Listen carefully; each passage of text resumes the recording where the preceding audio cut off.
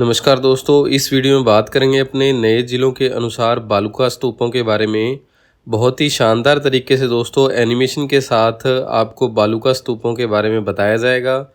यदि आप वीडियो को अंत तक देखेंगे तो आपका इनसे संबंधित कोई भी प्रश्न गलत नहीं होगा। आप देख सकते हैं मानचित्र नए ज़िलों का। इसी पर क्या है अपने आगे कंप्लीट करेंगे जो बालूका स्तूप का टॉपिक है। दोस्तों, जो बालूका स्तूपों का स्थानांतरण है सर्वाधिक वो मार्च से लेकर जुलाई माह के मध्य होता है।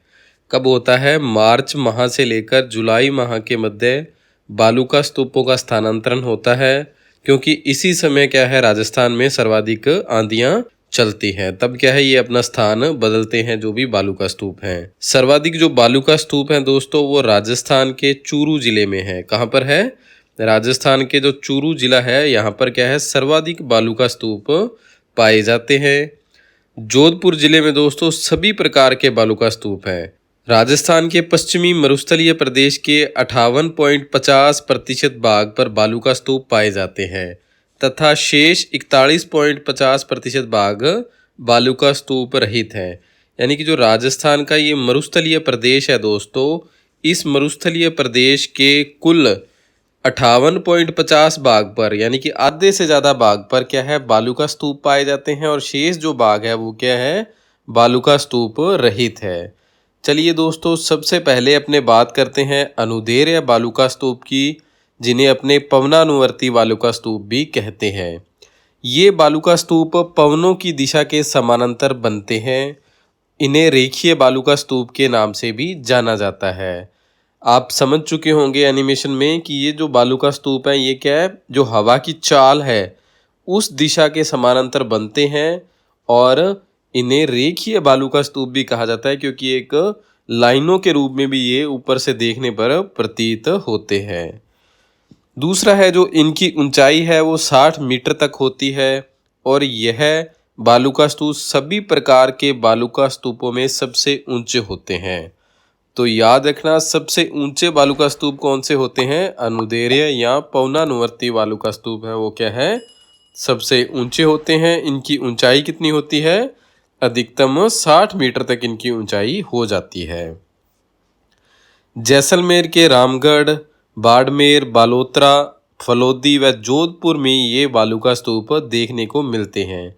यानी कि राजस्थान के जो पश्चिमी क्षेत्र है, राजस्थान का जो पश्चिमी क्षेत्र है यहाँ पर क्या है ये जो बालूका स्तूप है अपने को देखने को मिलते हैं। कौन कौन से स्थानों पर? जैसलमेर के रामगढ़ में, बाड़मेर, बालोतरा, फलोदी व जोधपुर में ये अपने को बालूका स्तूप मिलते हैं। गासी या कारबा मार्ग, दो पवनानुवर्ती बालूका स्तूपों के बीच की जो निमन भूमि है उसे क्या है गासी या कारबा कहते हैं। अब आप देख सकते हैं ये दो अनुदैर्य बालूका स्तूप है, पहला ये रहा और दूसरा कौन सा है? ये रहा। अब इनके बीच की जो आप ब्लू कलर में देख रहे हैं जो निमन भूमि या नीचे का जो स्थान होता है उसे क्या कहा जाता है? गासी या कारबा कहा जाता है। दोस्तों, उम्मीद है इसे आप अच्छे से समझ रहे होंगे। यदि आपको हमारा प्रयास अच्छा लगे तो वीडियो को लाइक, शेयर और कमेंट जरूर कीजिएगा। दोस्तों, अगले जो बालूका स्तूप हैं अनुप्रस्थ बालूका स्तूप हैं। ये बालूका स्तूप पवनों की दिशा के समकोण या लंबवत बनते हैं। अनुप्रस्थ बालूका स्तूपों का निर्माण दीर्घकाल तक हवा के एक ही दिशा में चलने के कारण उनके समकोण पर होता है। आप देखिए दोस्तों कि जब हवा एक ही दिशा में काफी समय तक चलती है तो वहां की जो मिट्टी उड़कर दूसरे स्थान पर चली जाती है और वहां क्या है एक अनुप्रस्थ बालूका स्तूप का निर्माण करती है। किस तरीके से करती है कि इनका जो निर्माण है हवा की दिशा के समकोण होता है, हवा की दिशा के समकोण पर होता है। यानी कि इस तरीके से समकोण पर इनका निर्माण होता है अनुप्रस्थ बालूका स्तूपों का। अनुप्रस्थ बालूका स्तूप दोस्तों आप देख सकते हैं कि बीकानेर के पुग्गल में, हनुमानगढ़ के रावतसर में और श्रीगंगानगर के सूरतगढ़ में और चूरू और झुंझुनू जिले में देखने को मिलते हैं। तो अपने कह सकते हैं कि राजस्थान का जो उत्तरी भाग है वो इन अनुप्रस्थ बालूका स्तूपों से घिरा हुआ है या इन क्षेत्रों में ये देखने को मिलते हैं। दोस्तों, दोस्तों अगर आपको हमारे कलर्ड पीडीएफ नोट्स चाहिए तो आप हमारी एप्लीकेशन डाउनलोड कर सकते हैं जीके से जॉब तक, जहां पर आपको ये सभी कलर्ड पीडीएफ नोट्स मिल जाएंगे जिनके आप प्रिंट भी निकलवा सकते हैं। अगले बालू का स्तूप है दोस्तों बरखान या अर्धचंद्राकार बालू का स्तूप। ये जो बालू का स्तूप है सर्वाधिक गतिशील होते हैं। ये क्या है, अर्धचंद्राकार आकृति में बने होते हैं। राजस्थान के सर्वाधिक नुकसानदायी अगर कोई बालू का स्तूप है तो वो कौन से हैं, बरखान बालू का स्तूप हैं, जो क्या है वायु की तेज गति के कारण बनते हैं। ये जो बालू का स्तूप है दोस्तों बहुत जल्दी ही हवा के साथ अपना स्थान बदलते रहते हैं।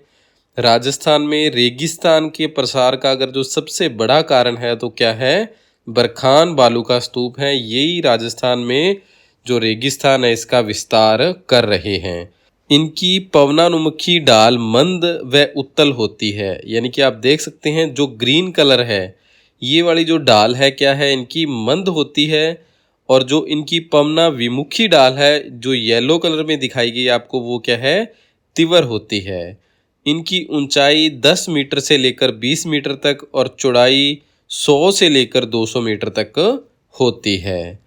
बरखान बालू का स्तूप दोस्तों चूरू के बालेरी में और सीकर के नीम का थाना, बालोतरा, जोधपुर के औसिया में, श्रीगंगानगर के सूरतगढ़ में और बीकानेर के देशनोक लूणकरनसर में, नागौर के जायल में और डीडवाना व कुचामन में पाए जाते हैं। आप मानचित्र में भी देख सकते हैं कि ये श्रीगंगानगर, चूरू, सीकर, डीडवाना, नागौर, जोधपुर और बालोतरा इन जिलों में क्या है बरखान या अर्धचंद्राकार बालू का स्तूप पाए जाते हैं। जो दोस्तों बरखान बालू का स्तूप है ये मरुस्थलीकरण के लिए सर्वाधिक उत्तरदायी बालू का स्तूप है, यानी कि मरुस्थल को सर्वाधिक ये ही बढ़ावा देते हैं।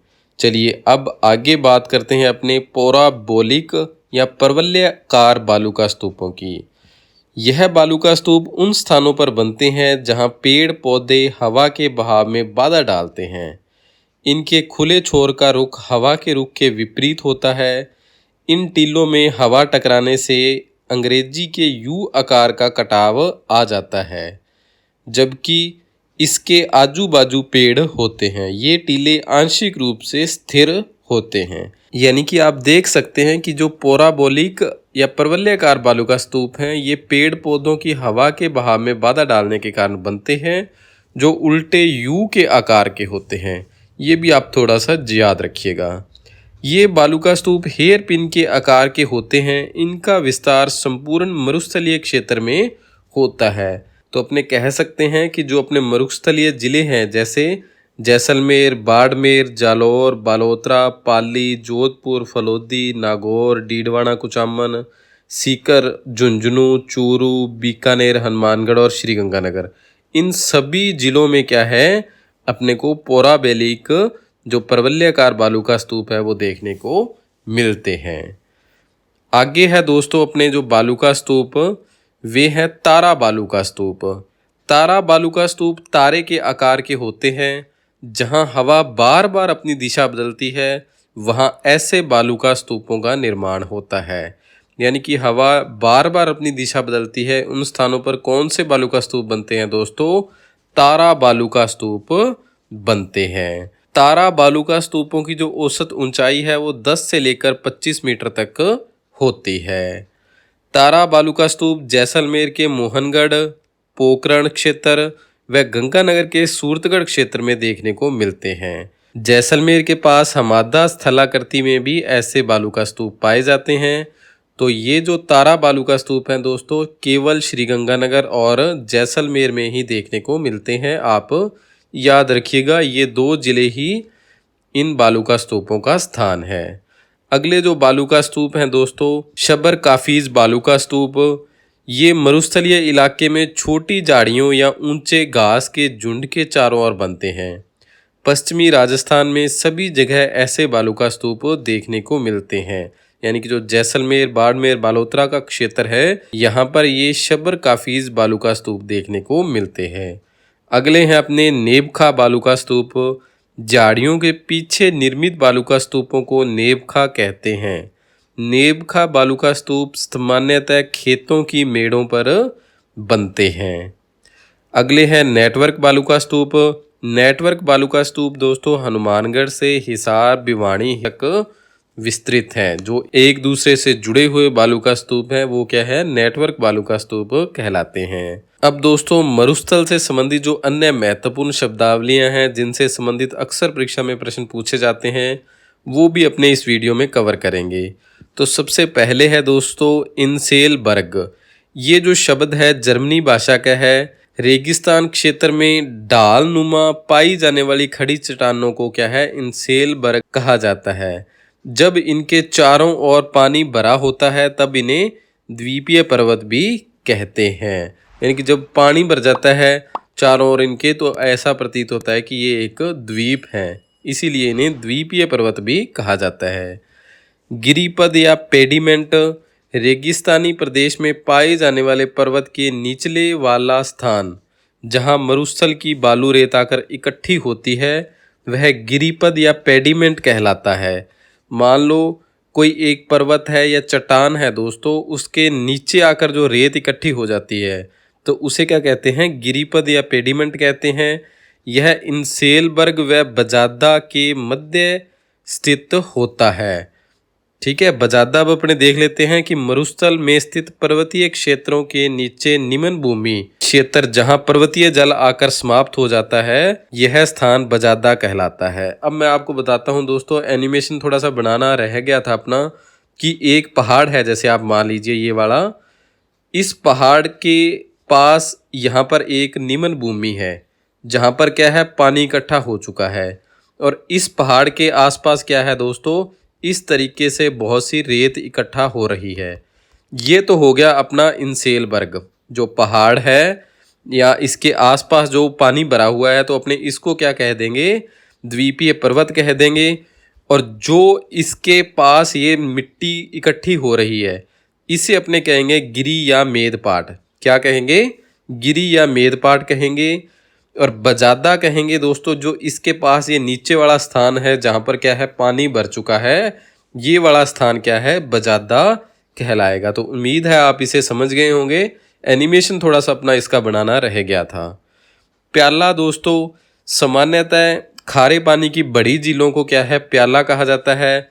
वायु अपर्दन से निर्मित बड़े गर्त में जल भरने के बाद भूमि की लवणता के कारण इनका जल खारा हो जाता है, इन्हें प्याला कहा जाता है।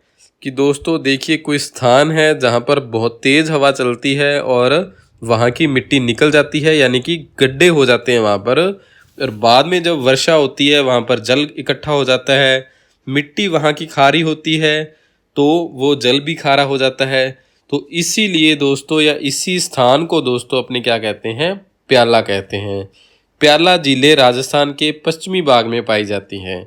पश्चिमी भाग कौन सा है दोस्तों, जो अपना जैसलमेर वाला भाग है, यानी कि जैसलमेर वाले क्षेत्र में या उसके आसपास के क्षेत्र में प्याला झीलें देखने को मिलती हैं। आगे है दोस्तों डाड। पश्चिमी राजस्थान में थार मरुस्थल में वायु द्वारा निर्मित झीलें डाड कहलाती हैं। यहाँ ध्यान रखने वाली बात दोस्तों, यहाँ खारे पानी की झीलें नहीं हैं, इसीलिए इनको अपने डाड कहते हैं। अगला है रण या टाट। बालूका स्तूपों के मध्य छोटे गड्ढों में वर्षा जल भर जाता है जो मिट्टी की लवणता से खारा हो जाता है। बाद में ये छोटे गड्ढे लवणीय दलदल क्षेत्र बन जाते हैं जिन्हें क्या है, रण या टाट कहा जाता है। दोस्तों थोड़ा सा आप ध्यान से समझोगे तो आपको अच्छे से समझ आ जाएगा कि जो बालूका स्तूप है, जो अपने टिल्ले हैं दोस्तों, उनके मध्य के जो गड्ढे होते हैं उनमें जो पानी भरता है उसे क्या है, अपने रण या टाट कहते हैं, जो दलदली क्षेत्र बन जाता है पानी भरने से। ठीक है, अब दोस्तों राजस्थान में जो प्रमुख रण है वो बाप फलोदी में, थोब बालोतरा में, रेडाना रण बाड़मेर में, ताल छापर व पड़िहारा रण चूरू में, ये प्रमुख रण हैं जो आपको याद रखने हैं, इन जिलों में या इन स्थानों पर हैं। सर्वाधिक रण दोस्तों जैसलमेर के कानोड़, ब्रह्मसर, बाकरी व पोखरण लावा क्षेत्र में बनते हैं दोस्तों। अब आगे है दोस्तों तल्ली या पोखर। रेगिस्तानी क्षेत्र में छोटे छोटे गड्ढों में जो वर्षा का मीठा जल इकट्ठा हो जाता है उसे क्या है, तल्ली या पोखर कहते हैं। सामान्यतः यह खेतों का निचला भाग होता है। इस जल के सूख जाने के बाद जो उपजाऊ मिट्टी का क्षेत्र है उसे मरहो क्षेत्र कहते हैं। अब एक बार फिर रिपीट कर लेते हैं अपने कि जो छोटे छोटे गड्ढे हैं जहां पर मीठा पानी भरता है दोस्तों, उसे क्या कहते हैं अपने? तल्ली कहते हैं। ये खेतों का नीचे वाला भाग होता है जहां पर सूख जाने के बाद क्या है, उपजाऊ मिट्टी बचती है, जिसे क्या है, मारहो क्षेत्र या मरहो क्षेत्र कहते हैं। अब खंडीन दोस्तों इसी का ही भाग है कि तल्ली पोखर का जल सूखने के बाद जो उपजाऊ मिट्टी में की जाने वाली कृषि है उसे क्या है, खंडीन कहते हैं। यहाँ पर इस उपजाऊ मिट्टी में जो कृषि की जाती है उसे क्या है, खंडीन कहते हैं। कौन सी उपजाऊ मिट्टी? जो तल्ली में होती है। खंडीन एक तरह का अस्थायी तालाब होता है जिसमें दो तरफ पाल उठाकर तीसरी तरफ पत्थर की मजबूत दीवार लगाई जाती है। ये तो थे दोस्तों अपने प्राकृतिक रूप से क्या है, जहाँ पर तल्ली या पोखर का निर्माण होता है। ये मनुष्यों द्वारा तैयार किए जाते हैं। किस तरीके से? आप देख सकें कि दो तरफ तो मिट्टी की पाल लगाई जाती है और तीसरी तरफ पत्थर की मजबूत दीवार बनाई जाती है ताकि जो पानी वहाँ से निकले नहीं और रुके रहे और वहाँ पर खेती की जा सके। राजस्थान में सर्वाधिक खंडीन कृषि जैसलमेर में होती है। खंडीन सामुदायिक कृषि का एक उदाहरण है। खंडीन का सर्वप्रथम जो प्रारंभ है वो पालीवालों के द्वारा 15वीं शताब्दी में किया गया था। आगे है दोस्तों बालसन। मरुस्थल का वह भाग जो पर्वतों चट्टानों से घिरा हो, इसके मध्य जल इकट्ठा होने से बनी झीलें बालसन कहलाती हैं। सांबर झील इसी का उदाहरण है। कंफ्यूज नहीं होना है दोस्तों, साफ साफ लिखा हुआ है कि पर्वतों व चट्टानों के मध्य का भाग। प्याला झीलों वाली बात इसमें नहीं आई है दोस्तों, ये पर्वतों और चट्टानों के मध्य का भाग है। इसे क्या है, बालसन कहते हैं। सांबर झील इसका एक उदाहरण है। आप दोबारा अगर वीडियो को ध्यान से देखेंगे तो आपका एक एक पॉइंट और क्लियर हो जाएगा। कोई मिसअंडरस्टैंडिंग है आपकी तो वो भी निकल जाएगी। रोही या मैदान दोस्तों मरुस्थलीय क्षेत्र में बरखान बालुका स्तूपों के निम्न भूमि क्षेत्र में उपजाऊ भूमि क्या है, रोही या बरखान कहलाती है। अपने बालुका स्तूप पढ़ के आए थे ना, जो बरखान वाले, जो सर्वाधिक क्या है, रेगिस्तान का विस्तार करते थे, उनके बीच में जो क्या है भूमि होती है वो क्या है, रोही कहलाती है। लघु मरुस्थल दोस्तों बीकानेर से लेकर कच्छ तक का भाग लघु मरुस्थल कहलाता है। भूगोलिया दोस्तों छोटे क्षेत्र में उत्पन्न वायु बवंडर, जिन्हें क्या है अपने भूगोलिया या बरोड़ा कहते हैं पंजाबी में। चक्रवात का ही एक भाग है ये। आगे है दोस्तों थली। लूणी नदी के उत्तर में स्थित मरुस्थलीय प्रदेश के उत्तरी पूर्वी ऊंचे भाग को थली कहा जाता है। जो लूणी नदी का उत्तर में स्थित मरुस्थलीय प्रदेश है दोस्तों, उसके उत्तरी पूर्वी ऊंचे भाग को क्या है, थली कहा जाता है। तल्ली है दोस्तों मरुस्थलीय प्रदेश के दक्षिणी पश्चिमी में स्थित नीचे भाग को क्या है, तल्ली कहा जाता है। दक्षिणी पश्चिमी कौन सा हो गया दोस्तों? दक्षिणी पश्चिमी हो गया अपना ये जो बाड़मेर बालोतरा वाला क्षेत्र है, ये दक्षिणी पश्चिमी, जहाँ पर क्या है, तली देखने को मिलती है। मगरा है दोस्तों अरावली से अलग अपशिष्ट पहाड़ियों को मगरा कहा जाता है। जो मरुस्थल में पहाड़ियाँ हैं अपशिष्ट, उन्हें क्या है, मगरा कहा जाता है। एक दोस्तों पीवड़ा सांप, इसे भी आप याद रखना कि रेगिस्तान इलाके में ये जो सांप है सर्वाधिक जहरीले सांप है जो डंक नहीं मारते हैं। ये सोते हुए व्यक्ति की श्वास के साथ क्या है, जहर देकर उसे मार देते हैं। सर्वाधिक पीवड़ा सांप जैसलमेर जिले में पाए जाते हैं और राष्ट्रीय मरु उद्यान में सर्वाधिक पीवड़ा सांप पाए जाते हैं। ये भी आप याद रखिएगा। दोस्तों आपको हमारा यह प्रयास कैसा लगा? वीडियो को लाइक शेयर और कमेंट करके ज़रूर बताइएगा। आप सभी का बहुत बहुत धन्यवाद। जय हिंद, जय भारत।